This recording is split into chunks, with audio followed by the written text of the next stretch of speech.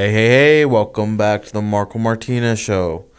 Again, sorry for the delay. I mean, there are genuinely times I don't know what to talk about and I don't post an episode. I know it's my fault. I mean, I should be posting more frequently, more consistently. But there genuinely are times where I don't know what to post about or where I have a lot of personal things going on that I just my mind isn't in the right spot, and so I just don't post. I don't record at all. I almost sometimes forget, but I'm just like, I don't know. That's just me. But I will have a guest. I haven't had a guest in a very long time, but I will have a guest. We're talking about like his supernatural experiences that he has had. Um, I don't think it's more reps with him, kind of actually get going. But yeah, no, old old buddy. I mean, I have not spoken to him since high school. But I'm excited. I'm excited to hear kind of what he's got going on. But anywho, today's episode actually is about a book that I just recently got done listening to. I have not spoken about books in a little bit. Um, I don't know if you could really call this as a self help book. It is by a guy named Charlamagne the God. I don't know if you know him. He is the host of the morning radio show The Breakfast Club and the founder and CEO of iHeartRadio's Black Effect podcast network. And I mean, it's weird because just like with Stephen A. Smith, I listened to his book. His book is really good too. So hearing Charlamagne the God's book almost kind of for me resembled Stephen A's a little bit. But his book is just a rundown on how small talk from small minds have taken over our world and the big conversations needed to climb our way back. Because the book is called Get Honest or Die Lying, Why Small Talk Sucks. And so I got a little bit interested in it, kind of just wanted to see what the book was about. And it on some because there were some chapters that I won't say questionable, just I can't relate to because some had to do with like white supremacy. Because this book I think dropped last month or two, so it is freshly new. But yeah, it talked about like white supremacy and like I believe like problems in the black neighborhood and things to do like in the black world. And I mean, there's no disrespect. I never have experienced that. So to me, when I listen to things like that, it's a little, I don't know. To me, it's a little cringy. Not because of what they're talking about. If they have problems, just like with me being Hispanic. So if I talk to them about the Hispanic problems, it's different. But I just can't relate to that. So to me, it's hard to listen to it when I just can't relate to it. So, but for a good most of the book, it was pretty interesting. Interesting to say the least. Hell, he comes from a small town, not as small as where I'm from, Minutair, but he did talk about his small town of about 8,000, which is relatively equivalent to Gearing. And it's weird. Like, he said something on there, because he had a whole chapter on it, that kind of made me not I don't want to say like interested, just more so shocked to hear him being in his position. He's a millionaire. He's got eyes on him. He's got the following. Just seeing him and hearing him coming from a small town and making it that big kind of almost gave me some inspiration to kind of say like, wow, I don't have to be in a city or have to be in a very large town to make it big. The man himself came from a small town. He made it big. But in that episode of, not, I won't say episode, but in the chapter on the small town, things that he said really pointed out were something about like being in a small town, you are surrounded near people who, guess you could say, are comfortable. it's a comfortable mindset in the town, which is 100% true. But I mean 100% true. When I saw it, I heard of it, I was like, that he couldn't have been more honest on that, because he like it when cause so like when he was talking about the whole like people being comfortable, it I mean it personally experiencing it, but I mean personally experiencing it is true, because I don't know about the listeners who do listen. I mean, some are from people back home, but they're back home.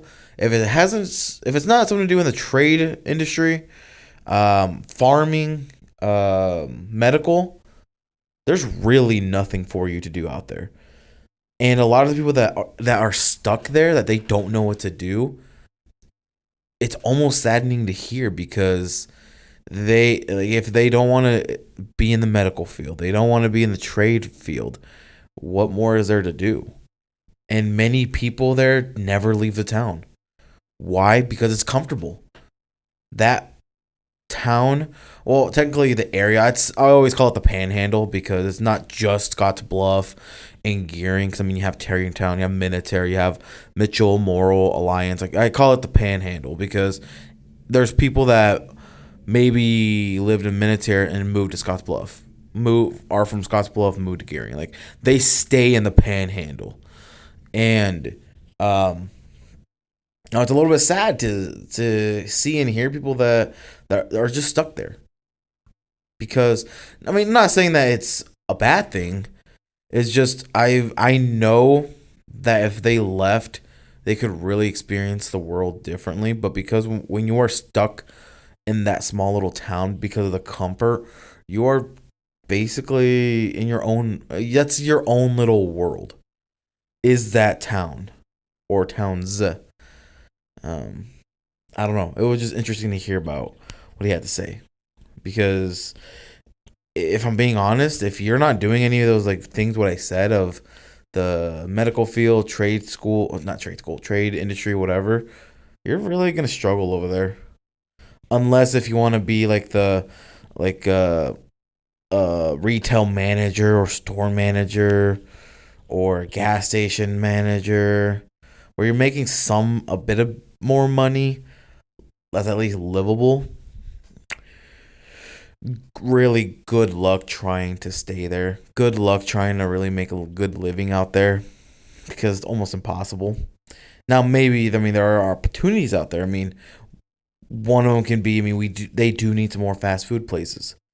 Now I'm not saying fast food is the healthiest, but when the only ones you got are Burger King, one Burger King, McDonald's, Dairy Queen, Runza, when those are repeated, you kind of need more of a variety.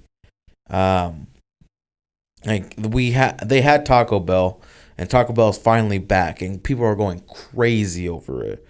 They are starting to add a little bit more. Five Below is starting to come in town.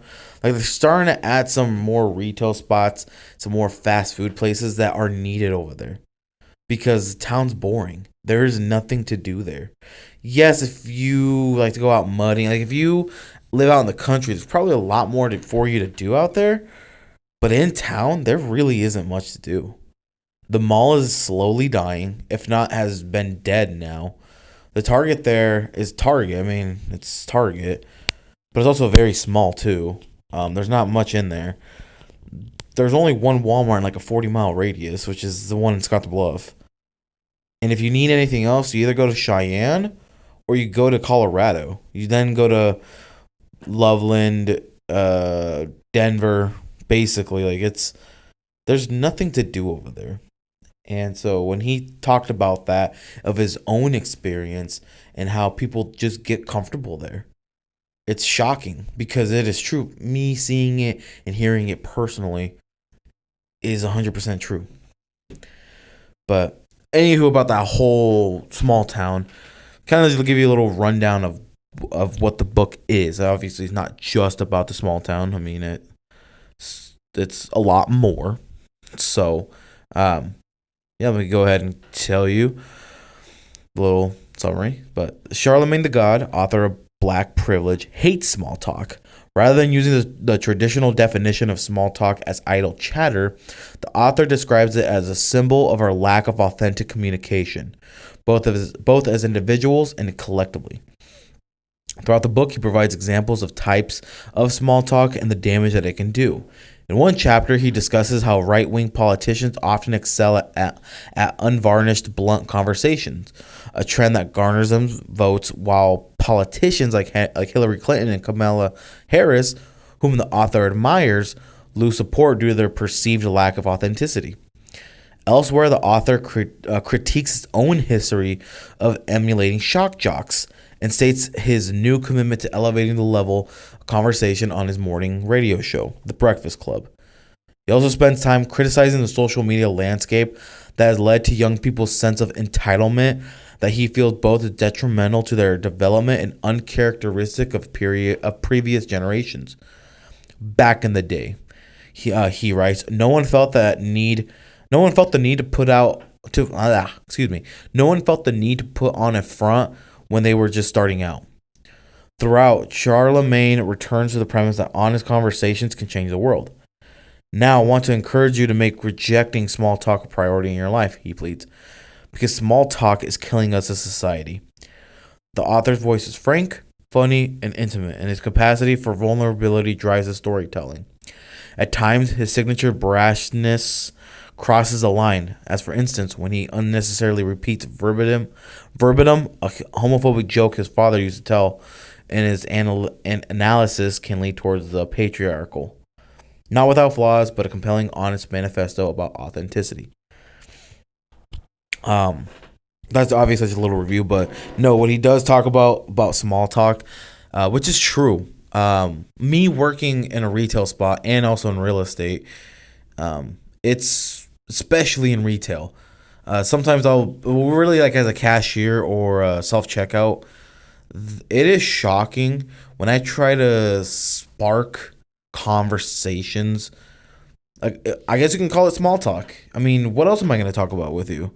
Like trying to spark those type of conversations with people and getting almost zero responses out of them because they just don't want to talk because they just aren't in the mood for it. It's almost shocking and sad in a way. It's like, when did conversating become a problem? Like I spoke to this one who was a teacher, one lady who was a teacher, and she said that she has seen it in her classroom itself where people are always on their phones, where small talk doesn't even exist anymore. And I'm like, what? Like it's sad. Like people are just kind of, when I try to create small talk, they almost kind of just brush me away. Like, why are you talking to me? I'm just trying to get my shit and go. Like, and I understand. I mean, I know you're trying to get your shit, but be human a little. Like, stop being an autopilot. Be human a little. Because with the whole small talk thing, I mean, because he does say, I mean, small talking, like in this instance, it's okay. I mean, obviously, I can't. I also have to do my job, so I can't go and have a big ass conversation with everyone at the registers. I mean, create small talk, let it happen type of thing. But in like just when talking to people, sometimes when you try to have a small talk just to pass on time, and when you try to have a good big conversation and they don't want to talk, you're like, what the fuck? And because like on some things that he says with the whole small talk thing, is basically just get to the fucking point. Like it's different. Again, like he does say it's okay to have some small talk, but let's say when it comes to like making a deal, like especially me being in real estate, with making a deal or talking to people on the phone, like fuck the small talk, just get to the point. Because there are some people that you can chat with all day, and there are some people who just say, "Hey, just get to the point. Like you're wasting my time. Just get to the point." And yeah, because then along with that small talk is just really like not to be lying. Just get honest. That's why the book is called "Get Honest or Die Lying." Because I know there was a chapter he talked about it. Apologies for not really kind of being all the way in with it. I mean, I'm sorry. I kind of just said, "Hey, I'll talk about the book." But I know I do have some like bookmarks on it. Um, that here, let me go ahead and give those a quick listen to kind of. I'll be right back. All right, so I just came back, listened to some of the bookmarks I had, and yeah, I mean some of them, like the point. He does mention about like tree hugging, about how sometimes slow down for a bit, go to a tree, hug it, let its energy, absorb its energy, basically. True intentions, the blessed don't beef with the miserable. That one I really liked. That's a good one, of the blessed don't beef with the miserable, because it's very true. And then because then on that part, what it was talking about was, be honest with yourself. Do your own research. Don't just do it for the algorithm. Do your own research, because in this day and age, everything's about the algorithm. So I know it's probably a little weird where it's like, I listened to it, but I'm not really talking about it because I should have written down some notes. Talks about small-minded people, the pursuit of ignorance, like ego, like it's ego strength. I know one of the things he did talk about was about the whole like ego strength is, it's like working on yourself little by little. Like don't think it's. I know everyone has probably I've heard of it where it's like don't worry about like if something's not gonna if you want to change your habits, they're not gonna come by really quick. It's not gonna change in a heartbeat. It's not gonna do all of that. Like slow the fuck down, take it little by little, and eventually you'll start seeing it grow. And then one of them about the ego strength was having true conversations with yourself. No more small talk with yourself or with others. It's like truly have some conversations with yourself and others, because you may actually see it could help you. But sometimes our ego thinks that we're too good for it, so we don't do it. And that's where the ego strength comes into play, where it's like, hey, sometimes you have to tell your ego, shut the fuck up. Let me listen. Let me understand this situation. Let me talk. Let me do X, Y, and Z. Like you sometimes need that type of talk with yourself and whatnot. So,